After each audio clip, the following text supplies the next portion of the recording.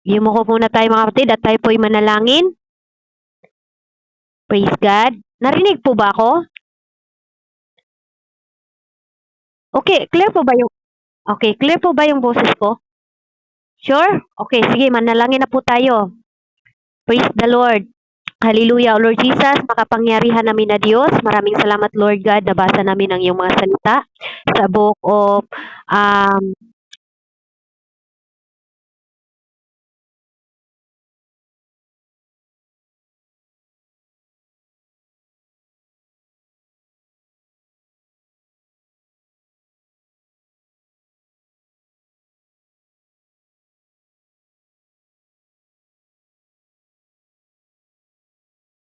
Praise the Lord.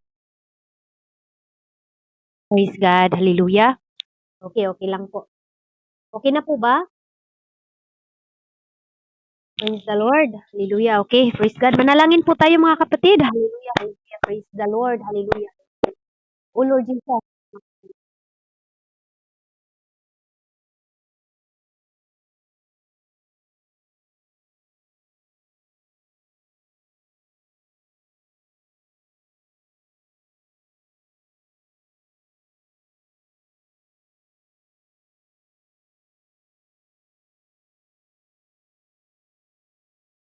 Praise God. Okay na po ba? Okay, baba muna ako at babalik ako mga kapatid.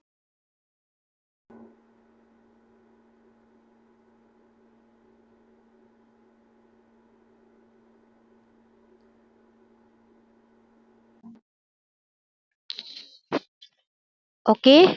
Praise God.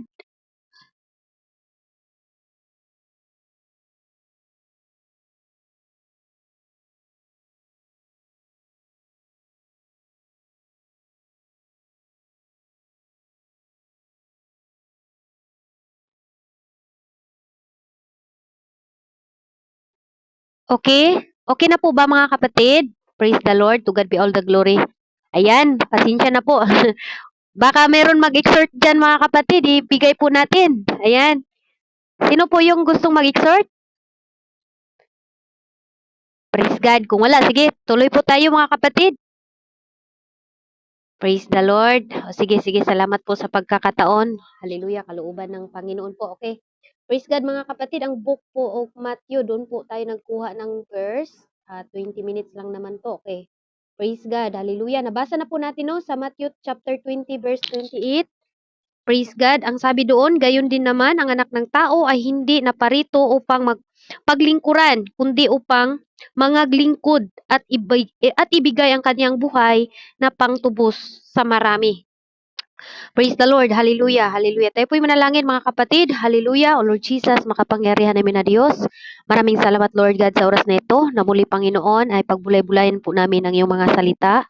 Hallelujah. Tulungan mo po kami Panginoon na maintindihan namin ang iyong kalooban sa oras na ito. Bago po ang lahat Lord, ako po'y nagpapakumbaba sa aking sarili at patawarin mo po ako kung ano naman po ang aking pagkakamali sa isip salita, sa gawa, sinasadya man Lord o hindi Panginoon. Lord Jesus, pagalinisin mo Panginoon upang maging karapat-dapat po ako na maghayag ng inyong mga salita. Wala po akong angking alam, wala po akong karunungan na mula sa akin, kundi Lord, nasa iyo lahat, O Lord Jesus. Gamitin mo lang po ang aking bibig upang magbahagi sa inyong mga salita sa oras ito. Sa pangalan mo, Lord, hallelujah, anumang distraction sa oras na ito, wala po siyang karapatan sa pangalan mo. In Jesus' name we pray.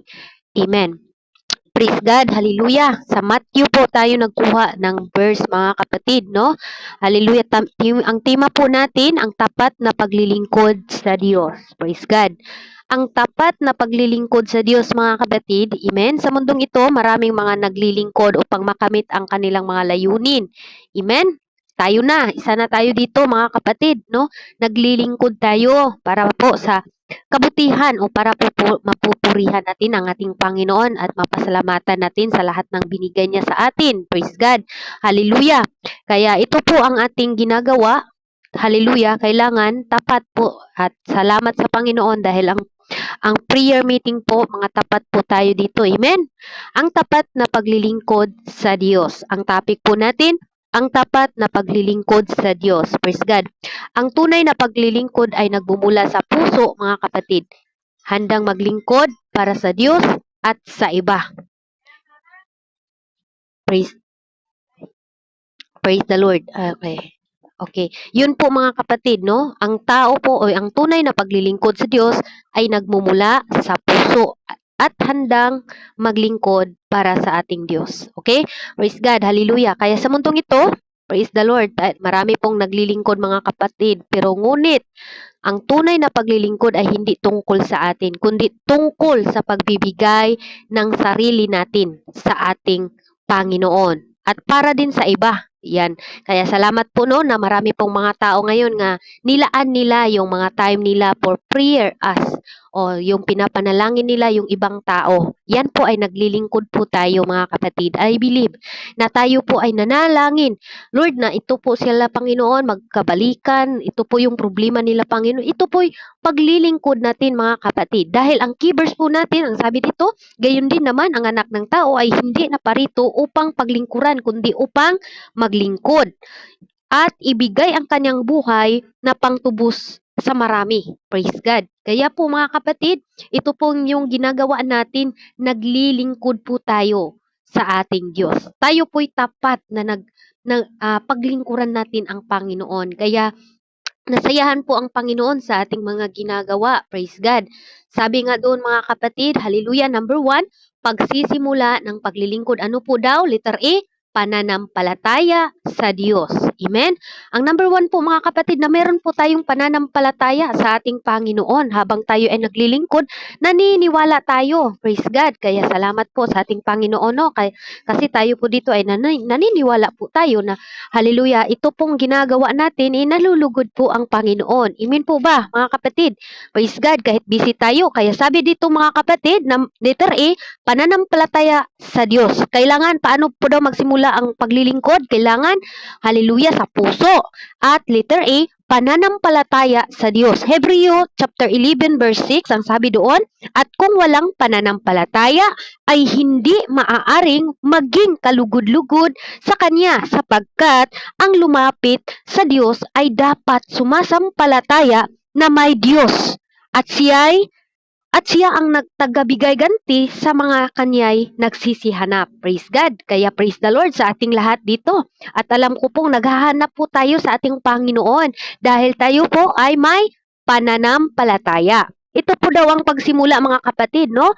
Pagsisimula ng paglilingkod. Letter B na naman po mga kapatid. Ang letter B po, paano magsimula ang paglilingkod? Pag-ibig sa Diyos. Amen? Meron tayong pag-ibig sa ating Panginoon, mga kapatid. In the book of Hallelujah, Marcos, mga kapatid, Hallelujah, kung mag-take note po kayo dyan ha, kasi bilisan ko lang po ang pagsalita ko kasi may gawain, may trabaho pa. Praise God, Hallelujah. Sabi doon sa Marcos chapter 12, verse 30, mga kapatid, ang sabi dito mga kapatid, Hallelujah, praise God, Marcos 12, tama ba ako? 30, ang sabi dito mga kapatid, Hallelujah. Marcos 12:30, sabi dito. Okay ha, praise God. Narinig ba ako mga kapatid? Magsabi po kayo ha. Okay. Meron po tayong pag-ibig sa Diyos. Ang sabi dito sa Marcos chapter 12 verse 30, at iibigin mo ang Panginoon mong Diyos ng buong puso. Amen? At buong kaluluwa. Hallelujah. At buong pag-iisip mo. At buong lakas mo. Praise God. Kaya mga kapatid, nandito tayo dahil iniibig natin ang Diyos. Amen po ba mga kapatid? Praise God. Ito po yung pasimula sa paglilingkod ng Diyos, mga kapatid. Ito po yung ginagawa natin na nagbigay po tayo ng time upang siya ay ating paglingkuran, mga kapatid. Amen? Amen po kayo mga kapatid. Ba? Sagot-sagot po din mo pag may time ba kay para alam kong may kausap ako. Okay. Praise God. Okay, salamat. Salamat po. Okay. Doon po yun mga kapatid ha. Letter B, pag-ibig sa Diyos. Kailangan yung pag-ibig hindi 50-50 kasi ang sabi dito, at ibigin mo ang Panginoon mong Diyos ng buong puso mo at ng buong kaluluwa mo at ng buong pag-iisip mo at ng buong lakas mo. Amen? Hindi po ito 50-50 mga kapatid. Ang sinabi dito, buong puso po natin, paglingkuran natin ang ating Panginoon. Baka nag 50-50 po tayo mga kapatid, no? Hallelujah. papasok kaya ako o hindi? Papasok kaya ako o hindi? Minsan ganun mga kapatid, basta hindi po tayo busy. Salamat dahil pumasok din po tayo mga kapatid. Amen? Hallelujah. Letter C. Praise God. Letter A, pananampalataya sa Diyos. Hebrews chapter 11 verse 6. And letter B, pag-ibig sa Diyos. Kailangan yung buong puso, yung buong lakas. Praise God. Letter C, pagtiwala sa Diyos. Ito mga kapatid, pagtitiwala sa Diyos. Letter C mga kapatid, pagtitiwala sa Diyos. Praise God. Hallelujah. Paano ba daw magsimula ang paglilingkod? Letter A, pananampalataya sa Diyos. Hallelujah. Letter B, pag-ibig sa Diyos. Amen? At letter C mga kapatid, pagtitiwala sa Diyos. Kailangan ito talaga mga kapatid. Lagi po itong inulit-ulit, inulit-ulit. Bakit mga kapatid? Dahil minsan ang tao, pagdating sa problema, nakalimutan po ang salita ng Diyos. Praise God. Kaya letter C na po tayo mga kapatid, pagtitiwala sa Diyos. Sabi sa Kawikaan, chapter 3, verse 5 to 6, ang sabi niya doon, tumiwala ka sa Panginoon ng buong puso mo. Amen? At huwag kang manalig sa inyong sariling kaunawaan. Kilalanin mo siya sa lahat ng inyong lakad at kanyang ituturo ang landas. Praise God. Hallelujah. Kaya nandoon yung buong pagtiwala natin sa ating Panginoon. Ano po yung topic natin mga kapatid? Ang tapat na paglilingkod sa Diyos, mga kapatid. Kaya ang pagsimula daw, paano po daw? Pananampalataya sa Diyos. Praise God. Salamat. Correct. Check na po tayo dito mga kapatid. At letter B, pag-ibig sa Diyos. At kung wala po tayong pag-ibig, ay believe na wala po tayo. At letter C, pagtiwala sa Diyos. Exercise lang po natin. Okay, number 2 na po tayo mga kapatid. Number 2, pamamaraan ng paglilingkod sa Diyos o prinsipyo mga kapatid. Letter B, letter A pa muna. Pagiging mabuti at tapat. Amen? Magiging mabuti lang tayo sa ating Panginoon. Magiging tapat tayo sa lahat ng ginagawa ng Diyos sa atin. Amen? Praise God. Hallelujah. Maging mabuti. Letter A, pagiging mabuti at tapat. Praise God. Hallelujah. Ito pala mga kapatid, kailangan maging tapat po tayo sa ating paglilingkod sa ating Panginoon. Amen?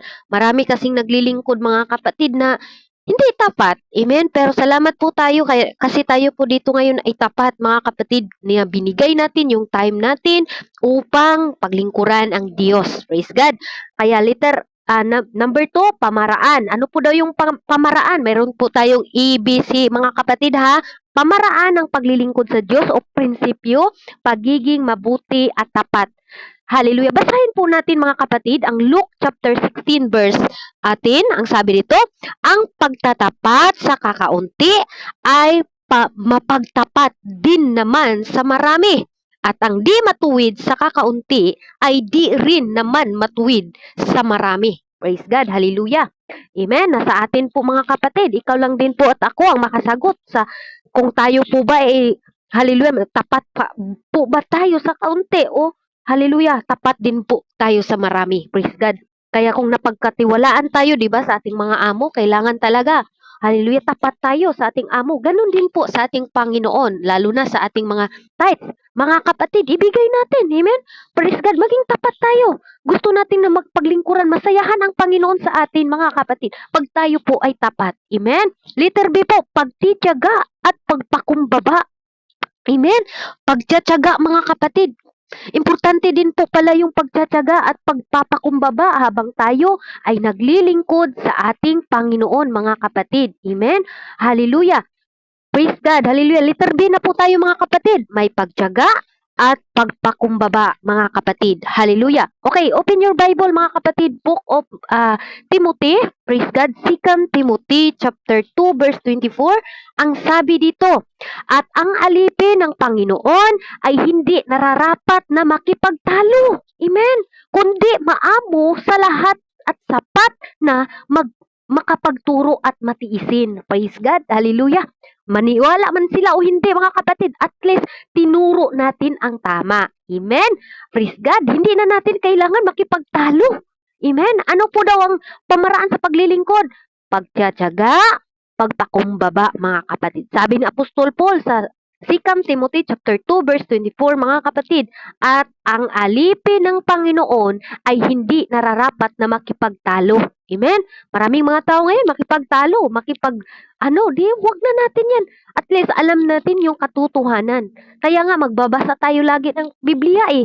Kaya hindi na natin patulan, wag nating ibigay yung 100 natin sa piso lang. Amen? Praise the Lord. Amen po ba? Narinig pa ba ninyo ako, kapatid? May oras pa ba ako? Okay. Hello, narinig pa ba ninyo ako ba? Sige na, magsalita kayo dyan. Bilisan na nato to. Ayan, okay. Salamat po. Okay. Literacy na po tayo mga kapatid. Pag-ibig at paglilingkod sa iba. Mayroon ba tayong pag-ibig sa iba mga kapatid? Hallelujah. Kinukumusta ba natin si brother, si pastor, si nawala na dito? Pastor, kumusta ka na? Oh? Tayo na, baliktad na no. Minsan na tayo na ang mangumusta. Yan po mga kapatid, paglilingkod, pag-ibig sa ating sa mga kapatiran natin na hindi na natin nakita dito, no? Kung mayroon po tayong time, ay kausapin natin sila. Balik ka na doon, na-miss ka na ni Lord. Amen? Yun po mga kapatid, ang pag-ibig at paglilingkod sa iba. Praise God. Paglingkuran natin yung iba. Yun po mga kapatid, pamaraan po yan. Kaya kung kayo man po mga kapatid na nagmumusta sa inyo, ibig sabihin, hallelujah, pamaraan yun na hallelujah, kumusta na kayo yung kapatid ko na nag-backslide, di ba mga kapatid ko, no? Praise God, hallelujah. Sabi dito sa Mark chapter 10 verse 43, mga kapatid, hallelujah, datapwat sa inyo na hindi gayon hindi, kundi ang sinumang ibig na dumadakila sa inyo ay magiging lingkod ninyo. At ang sino man sa inyo ay mag-ibig manguna ay magiging alipin ng lahat. Sapagkat, hallelujah, ano daw? Sapagkat ang anak ng tao rin naman ay hindi naparito upang paglingkuran, kundi upang maglingkod at ibigay ang kanyang buhay na pangtubos sa marami. Praise God, hallelujah. Tayo po mga kapatid, no?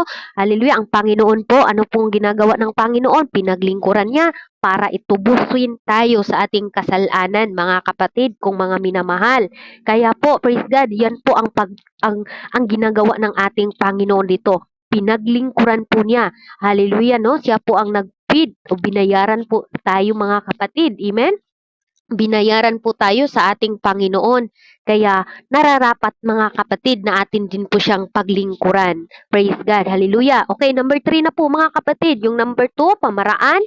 Letter A, pagiging mabuti at tapat. Praise God. Letter B, pagtiyatyaga at pagpapakumbaba. At letter C po mga kapatid, pag-ibig at paglingkod sa iba. And number 3 na, last but not the least. Sabi dito mga kapatid, pagtatapos ng paglilingkod. Kailangan tapusin natin ito sa pagbalik ng Panginoon. Hindi pong huminto tayo na hindi pa na-rapture. Hallelujah. Kailangan mga kapatid, hallelujah, ang pagtatapos dito kung wala na tayong buhay. Amen po ba? Amen. Amen ba kayo dyan mga kapatid? Amen. Salamat. Praise God. Hallelujah. Pagtatapos dito sa ating paglilingkod, huwag kang magsabi na pagod na ako. Hindi po tayo naglilingkod sa tao dito mga kapatid. Kaya, praise the Lord. Hallelujah. Habang buhay po tayo, habang buhay pa po tayo, ay tayo po'y naglilingkod sa ating Panginoon. Amen? Hallelujah. Kaya huwag po kayo mapagod mga kapatid. Salamat nga ako sa inyong lahat kasi, hallelujah, even busy ang iba. Yung hindi talaga busy kasi yun talaga ay nilagay ng Diyos kasi ayaw ng Diyos na mahinto ang mga gawain. Kaya praise God. Salamat sa ating lahat, mga kapatid na nag-participate. No? Praise God. Hallelujah. Tapusin natin. O, letter A, pagpapala ng Diyos. Praise God. Hintayin natin na pagpalain tayo ng Diyos, mga kapatid, no? Nung una, kailangan magtiis muna tayo, Lord. Hallelujah, Lord. Lagi na lang ako nagpagamit sa'yo. Bakit ganito pa yung buhay ko, no? Huwag tayong mag-question yan, mga kapatid. Natural lang na pagdaanan natin yung mga kalungkutan, yung ano bang mga kalungkutan na meron kayo dyan. Praise God. Pagpapala ng Diyos. Praise God. Pag tayo po ay pagtatapos at ng paglilingkod, may bunga. Kumbaga, yung prutas, mga kapatid, na hallelujah, inaalagaan natin, siyempre magbunga yon mga kapatid. Ganun din po ang ating paglilingkod sa ating Panginoon kung tayo po'y mananatili. Ang sabi doon mga kapatid sa Luke chapter 6 verse 38, ang sabi doon, hallelujah, mangagbigay kayo at kayo'y bibigyan. Hallelujah.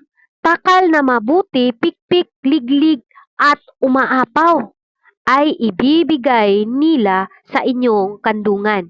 sapagkat sa panukat ng inyong isusukat ay doon kayo muling susukatin. Amen. Hallelujah. Magbigay kayo, siksik, liglig, pikpik, liglig, mga kapatid, at umaapaw. Kung tayo po ay magbigay, mga kapatid, bigay po natin yung pinaka-the best na talent natin sa ating Panginoon. Amen? Bigay po natin yun sa ating Panginoon. Ano sa mga kapatid, dito din po sa ating tinatawag na paglilingkod, hallelujah, magbunga po ito ng pagpapala. Hallelujah, sabi ng iba, nagbigay ako, ba't hindi ako pinagpala? Bakit? Yung buhay mo ba ay pwede mo ba yung mabayaran? Hindi. Hallelujah. Sapat na to Lord na mas maganda yung kalusugan ng mga anak ko, yung pamilya ko. Kasi mga kapatid, amen, yung pagbibigay natin minsan, hallelujah, tinitipid natin ang Panginoon eh. Tinitipid natin, hallelujah. Mas inuuna natin ang ating mga sarili. Praise God, hallelujah. Kaya ako dati mga kapatid, ganun ako. Pero ngayon, hindi na po ako manghihinayang kasi proven, untested ko po, na kung magbigay ka ng marami, mas bibigyan ka rin ng marami. Amen? Hallelujah. Pikpik. Ano yun? Pikpik, liglig, at umaapaw. Praise God. Hallelujah. Kaya mga kapatid, proven and tested natin, no? Sa pagbibigay natin mga kapatid, kung ano, sabi doon, panukat ng inyong isusukat ay doon kayo muling susukatin. No? Hallelujah. Iba naman pala ang Panginoon magbigay mga kapatid na ma-amaze ka na lang. Hindi ko to hinihingi pero binigay ng Diyos. Amen?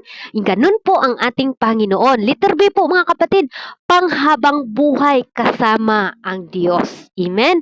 Kung tayo po ay naglilingkod mga kapatid sa ating tinapos talaga natin yung paglilingkod. Hindi lang po ngayon kundi tinapos po natin. Ang sabi ng Diyos, mabubuhay tayo kasama niya. Praise God. Yun ang gusto natin eh, na makasama natin ang Panginoon, mga kapatid. Kaya tapusin natin ito. Habang may buhay ako, Lord, paglingkuran kita.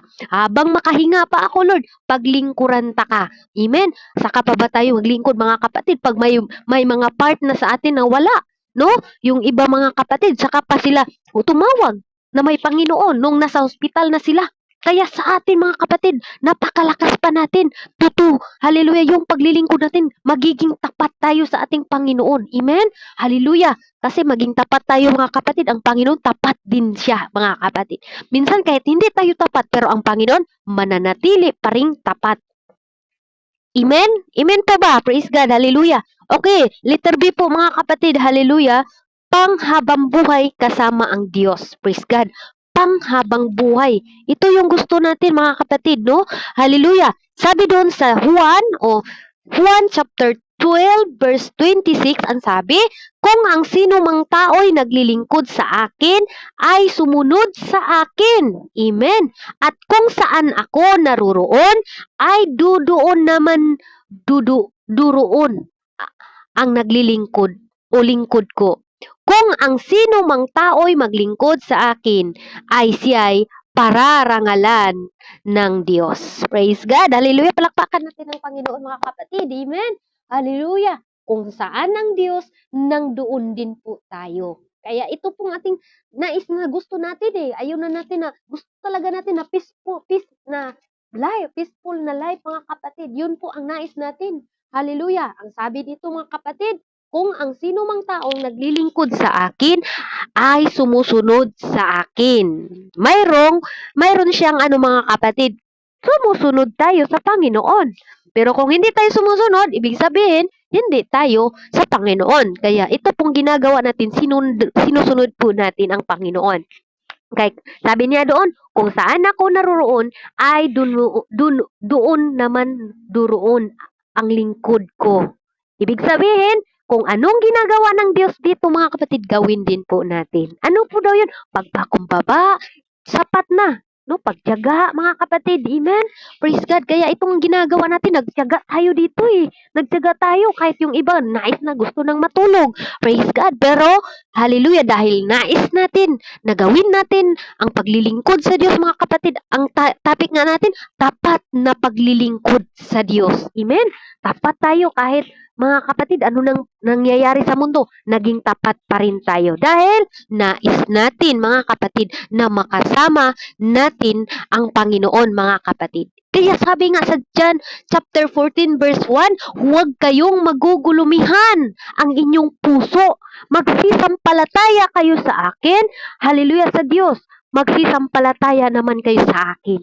Sa bahay ng aking ama ay maraming tahanan. Kung di gayon ay sinasabi ko sana sa inyo, sapagkat ako'y pumaparoon upang ipaghanda ko kayo ng dakong kalagayan. Amen. At kung ako'y pumaroon at kayo'y maipahanda ng kalagayan, ay muling paririto ako at kayo'y, hallelujah, tatanggapin ko sa aking sarili upang kung saan ako naroon kayo naman ay doon. Amen. Praise God. Ito po yung gusto natin mga kapatid. Kaya, hallelujah, tuloy-tuloy lang po tayo sa paglilingkod. Maging tapat lang po tayo sa Panginoon. Kaya I believe na dito po sa prayer meeting, mga tapat po tayo dito. Amen po ba? Kaya salamat sa Panginoon at nasumpungan po natin ang salita ng Diyos, mga kapatid, na nagbibigay sa atin ng kalakasan. Amen? Hallelujah! Ito po mga kapatid, amen? Letter C na po tayo. Last but not the least na po talaga sa number 2, 3, pagtatapos. Kailangan tapusin natin kasi wala namang sinasabi doon na hindi ka naglilingkod. Siyempre, tapusin natin hanggang may hininga pa tayo. Hindi po ibig sabihin na but-buot ra kag human og panghalagad sa Ginoo, no? Kundi tapusin natin hanggat may hininga ako, Lord, maglilingkod ako sa iyo. We will serve the Lord even the trials come. Di ba? Maalala ko yung song na yan, mga kapatid. Amen? Praise God. Okay, mga kapatid, proceed po tayo. Letter C, presensya ng Diyos. Pag tayo po ay nagtatapos, hallelujah, hanggang kahit anumang mangyari, mga kapatid, naglilingkod tayo sa Diyos, ang presensya ng Diyos ay sa atin. Amen. Ang presensya ng Diyos, mga kapatid, kasama natin. Amen. Hallelujah. Sabi nga niya dito, mga kapatid, sa last verse na po, hallelujah, at ang tumanggap ng 5 talento ay lumalapit, 25, tama ba ako?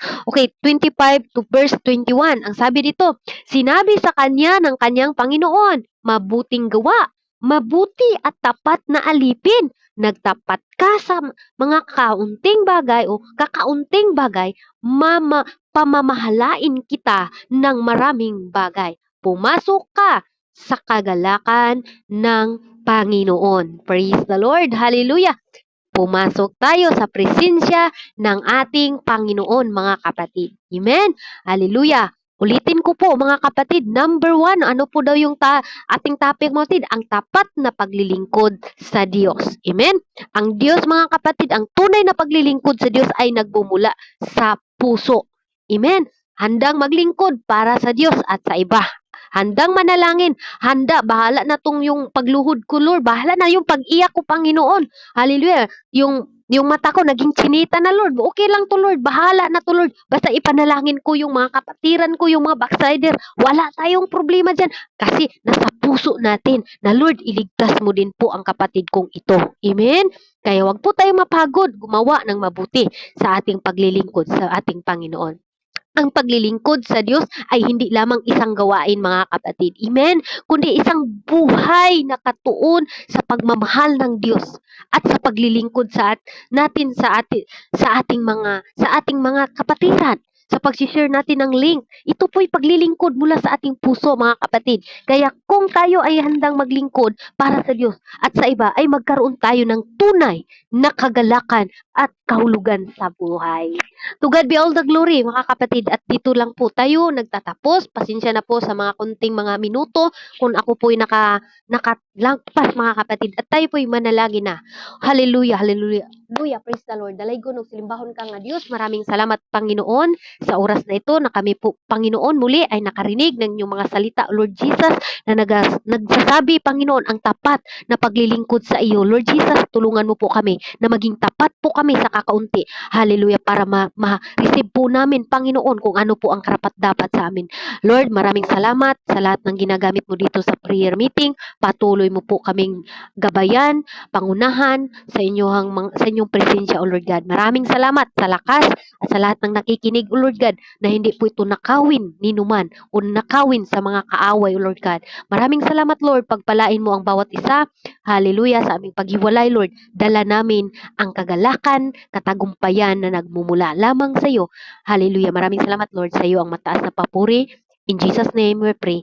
Amen and amen. To God be the glory. Balik ko na po sa ating MC. At may gawain po kami. Praise the Lord. Hallelujah. Thank you po. God bless us all.